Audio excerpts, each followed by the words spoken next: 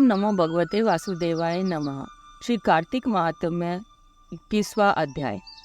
अब ब्रह्मा आदि देवता नतमस्तक होकर भगवान शिव की स्तुति करने लगे। वे बोले, हे देवादिदेव, आप प्रकृति से परे पर ब्रह्म और परमेश्वर हैं। आप निर्गुण निर्विकार व सबके ईश्वर होकर भी नित्य अनेक प्रकार के कर्मों को करते हैं। हे प्रभु, हम ब्रह्मा आदि समस्त देवता आपके दास हैं। हे शंकर जी, हे देवेश, आप प्रसन्न होकर हमारी रक्षा कीजिए। हे शिव जी, हम आपकी प्रजा हैं तथा हम सदैव आपकी शरण में रहते हैं। नारद जी राजा पृथु से बोले, जब इस प्रकार ब्रह्मा आदि समस्त देवताओं एवं मुनियों ने भगवान शंकर जी की अनेक प्रकार से स्तुति करके उनके चरण कमलों का ध्यान किया, तब भगवान शिव देवताओं को वरदान देकर महा अंतर्ध्यान हो गए। उसके बाद शिवजी का यशोगान करते हुए सभी देवता प्रसन्न होकर अपने अपने लोक को चले गए। भगवान शंकर के साथ सागर पुत्र जलंधर का युद्ध चरित्र पुण्य प्रदान करने वाला तथा समस्त पापों को नष्ट करने वाला है।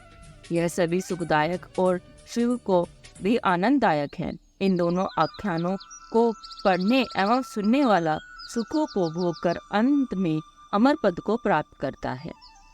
ओम नमो भगवते वासुदेवाय नमः। इस प्रकार श्री कार्तिक महात्म्य में 21वां अध्याय संपूर्ण हुआ। ओम नमो भगवते वासुदेवाय नमः। श्री कार्तिक महात्म्य 22वां अध्याय। राजा पृथु ने नारद जी से पूछा, हे देवर्षि, कृपया आप अब मुझे यह बताइए कि वृंदा को मोहित करके विष्णु जी ने क्या किया और फिर वह कहाँ गए। जब देवता स्तुति कर मौन हो गए, तब शंकर जी ने सब देवताओं से कहा, हे ब्रह्मादि देवताओं, जलंधर तो मेरा ही अंश था। उसे मैंने तुम्हारे लिए नहीं मारा है, यह मेरी सांसारिक लीला थी। फिर भी आप लोग सत्य कहिए कि इससे आप सुखी हुए या नहीं।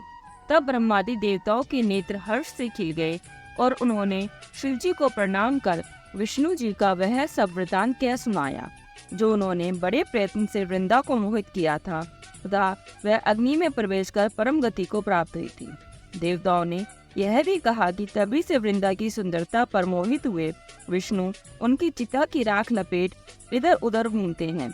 अतएव आप उन्हें समझाइए, क्योंकि यह सारा चराचर आपके अधीन है। देवताओं से यह सारा वृतांत सुन शंकर जी ने उन्हें अपनी माया समझाई और कहा कि उसी से मोहित विष्णु भी काम के वश में हो गए हैं। परंतु महादेवी उमा, त्रिदेवों की जननी, सबसे परे वह मूल प्रकृति, परम मनोहर और वही गिरिजा भी कहलाती हैं। अतः विष्णु का मोह दूर करने के लिए आप सब उनकी शरण में जाइए। शंकर जी की आज्ञा से सब देवता मूल प्रकृति को प्रसन्न करने चले। उनके स्थान पर पहुंचकर उनकी बड़ी स्तुति की। तब यह आकाशवाणी हुई कि हे देवताओं, मैं ही 3 प्रकार से 3 गुणों से पृथक होकर स्थित सत्य गुण से गोरा, रजोगुण से लक्ष्मी और तमोगुण से ज्योति रूप हूँ। अतएव अब आप लोग मेरी रक्षा के लिए उन देवियों के पास जाओ, तो वे तुम्हारे मनोरथों को पूर्ण कर देंगी। यह सब सुनकर देवता भगवती के वाक्यों का आदर करते हुए गौरी, लक्ष्मी और सरस्वती को प्रणाम करने लगे। सब देवताओं ने भक्ति पूर्वक उन सब देवियों की प्रार्थना की। उस स्थिति से तीनों देवियां प्रकट हो गई। सभी देवताओं ने खुश होकर निवेदन किया। तब उन देवियों ने कुछ बीज देकर कहा, इसे ले जाकर बो दो, तो तुम्हारे सब कार्य सिद्ध हो जाएंगे। ब्रह्मादि देवताओं उन बीजों को लेकर विष्णु जी के पास गए। वृंदा की चिता भूमि में डाल दिए।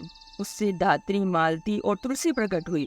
विधात्री के बीज से धात्री, लक्ष्मी के बीज से मालती और गौरी के बीज से तुलसी प्रकट हुई। विष्णु जी ने जो ही उन स्त्री रूप वाली वनस्पतियों को देखा, तो वे उठ बैठे। कामासक्त चित्त से मोहित हो उनसे याचना करने लगे। धात्री और तुलसी ने उनसे प्रीति की। विष्णु जी सारा दुख भूल देवताओं से नमस्कृत हो अपने लोक बैकुंठ में चले। वह पहले की तरह सुखी होकर शंकर जी का स्मरण करने लगे। यह आख्या शिव जी की भक्ति देने वाला है। ओम नमो भगवते वासुदेवाय नमः। श्री कार्तिक महात्म्य 22वां अध्याय संपूर्ण।